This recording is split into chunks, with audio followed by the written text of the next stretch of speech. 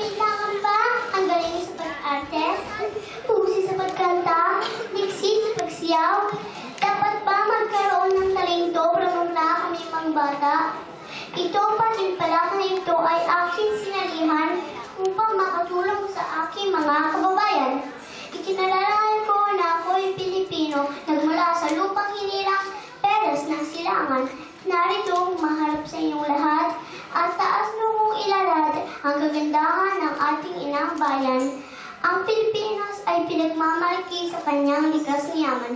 Sa ganda ng bulubunduking, mayon at kanampas, ang lupa na ginagamit sa agrikultura, ito ang yamang lupyo.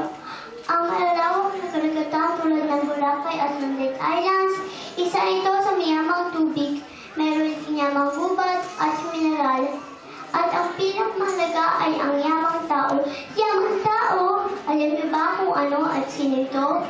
Sila ang mga Pilipino nag-angan at mangalan ng bansa tulad ng mga awit, mananayaw at manlalaro. Maging sa natural na kaganda ng Pilipina ay tayo ang nauna na yung taon. Sila ang tinatawag na Pinoy Pride. Pero ang tunay na yaman ng Pilipinas ay kayo. Kayong iibang bansa upang maghanap buhay at itaguyod ang kani-kanyang pamilya, nagsusumikap at nagtitiis sa bawat klase ng trabaho at pamumuhay.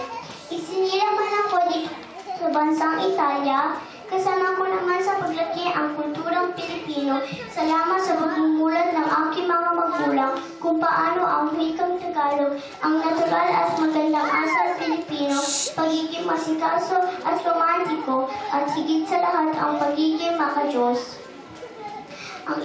Sa kabila ng kagandahan ng aking pinangulan, ay hindi maiiwasang pag-usapan ang maraming suliranin dahil na rin sa kabuhayan ng bawat isa, ang iligal na pagkista at pangangahoy, di tama pagtapon ng basura, pagtayo ng mga pabrika sa may lugar, pagdami ng transportasyon, baha at polusyon ang dulot, ang paglaki ng populasyon na nagiging dahilan na kahirapan, kakulangan sa mga gamot at kaaralan, ang kaliwatsan ng krimen, ang patuloy na pagdami at pagkalat ng bawal na droga.